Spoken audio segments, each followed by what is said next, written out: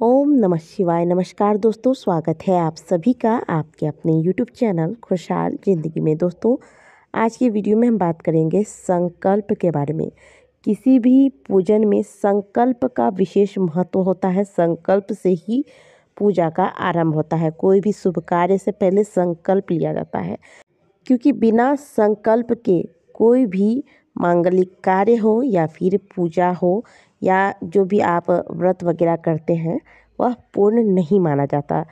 तो हम प्रतिदिन ही पूजा करते हैं। हम सभी अपने घर में अपने अपने सामर्थ्य और बुद्धि अनुसार छोटी बड़ी पूजा तो अवश्य ही करते हैं। चाहे आप 5 मिनट के लिए कीजिए, 10 मिनट के लिए करिए या फिर आधे घंटे या 1 घंटे का, लेकिन पूजा हम सभी अपने घर में करते हैं। तो प्रत्येक दिन की पूजा में क्या संकल्प लेना चाहिए या नहीं लेना चाहिए, और किस पूजन में संकल्प लेना चाहिए, किस प्रकार से संकल्प लेना चाहिए, इस पर आज हम चर्चा करने वाले हैं।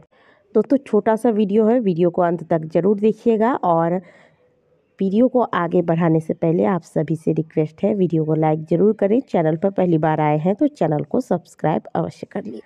दोस्तों, किसी भी पूजन में संकल्प लेना बहुत आवश्यक होता है। इसलिए आपने देखा होगा कि चाहे आप सत्यनारायण भगवान की पूजा कराएं घर में, या फिर नवरात्रि में आप कलश स्थापना कर रहे हों, या फिर कोई भी शुभ व मांगलिक कार्य किया जाता है, तो पंडित जी सबसे पहले संकल्प करवाते हैं। क्योंकि बिना संकल्प का किया गया पूजा पाठ का पूर्ण फल हमें प्राप्त नहीं हो पाता है। कहा जाता है कि बिना संकल्प का जो भी हम पूजा करते हैं, पूजा अर्चना करते हैं, उसका फल इंद्र देवता को प्राप्त हो जाता है। इसीलिए किसी भी पूजन से पहले संकल्प लेना बहुत ही आवश्यक होता है। लेकिन यहाँ बात आ रही है कि प्रतिदिन की पूजा में क्या हमें संकल्प लेना आवश्यक है। तो सबसे पहले बात करेंगे कि संकल्प कब लिया जाता है। जैसे आपने किसी मनोकामना पूर्ति के लिए कोई पूजा आरंभ किया है या कोई व्रत आरंभ किया है, कोई विशेष इच्छा के साथ आप अगर कोई कार्य कर रहे हैं, कोई पूजा कर रहे हैं, कोई अनुष्ठान कर रहे हैं, तब ऐसी स्थिति में संकल्प लिया जाता है। यदि कोई अनुष्ठान आप कर रहे हैं, चाहे आप 10 दिनों का अनुष्ठान करते हैं, 11 दिनों का, 21 दिनों का, 41 दिनों का अनुष्ठान करते हैं, तो किसी विशेष अनुष्ठान में आपको संकल्प लेना बहुत आवश्यक है। आप मान लीजिए पीपल पूजन, किसी विशेष मनोकामना के साथ पीपल पूजन आरंभ कर रहे हैं, 41 दिनों की पीपल साधना आप आरंभ करना चाहते हैं, तो ऐसे में आपको पहले दिन इस पूजन का संकल्प लेना होगा कि हम आज से इस मनोकामना के साथ पीपल पूजन आरंभ कर रहे हैं और लगातार 41 दिनों तक पीपल की पूजा करेंगे। इस प्रकार से आपको किसी विशेष मनोकामना के साथ अगर आप कोई अनुष्ठान करते हैं तो संकल्प करना चाहिए। दूसरी बात, कोई पूजा जो वार्षिक रूप से किया जाता है, जैसे मान लीजिए दीपावली की पूजा करते हैं या नवरात्रि की पूजा करते हैं, या आप गणेश चतुर्थी पर गणेश जी को लाकर स्थापित करके पूजन करते हैं, तो ऐसे पूजा में भी संकल्प लिया जाता है।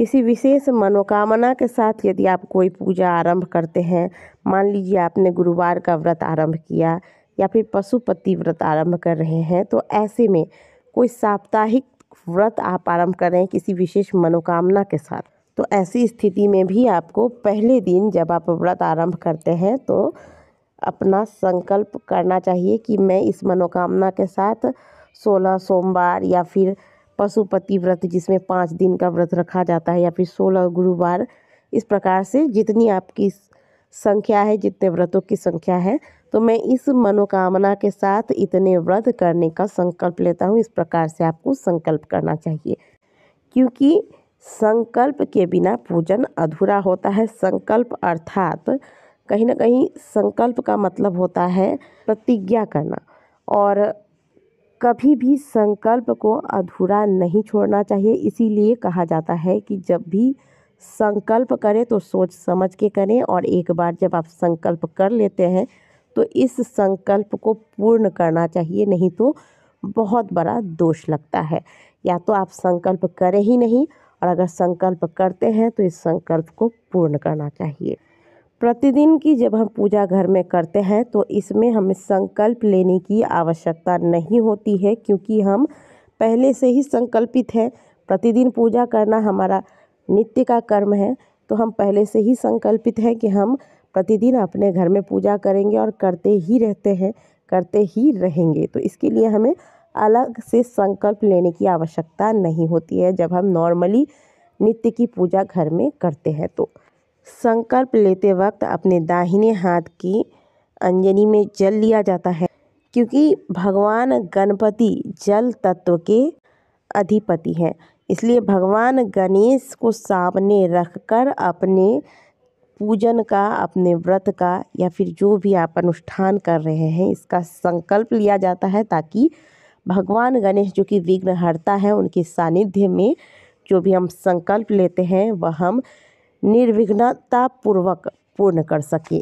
और जब भी संकल्प लें तो भगवान गणेश का स्मरण करके हाथ में जल लेकर अपना नाम, गोत्र, स्थान बोलकर संकल्प लें कि मैं इस मनोकामना के साथ यह अनुष्ठान कर रहा हूँ या इतने दिनों का व्रत कर रहा हूँ या ये पूजन कर रहा हूँ।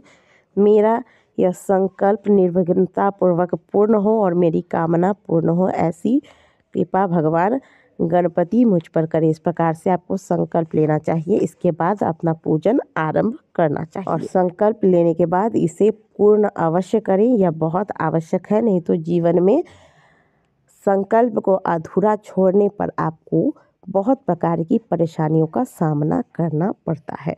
तो दोस्तों, संकल्प से संबंधित आज के वीडियो में हमने छोटी सी चर्चा की। यदि आपको आज की दी गई जानकारी अच्छी लगी हो तो वीडियो को लाइक ज़रूर कीजिएगा। कमेंट बॉक्स में हर हर महादेव अवश्य लिखिएगा। मिलते हैं आपसे अगले वीडियो में, तब तक के लिए ओम नमः शिवाय, हर हर महादेव।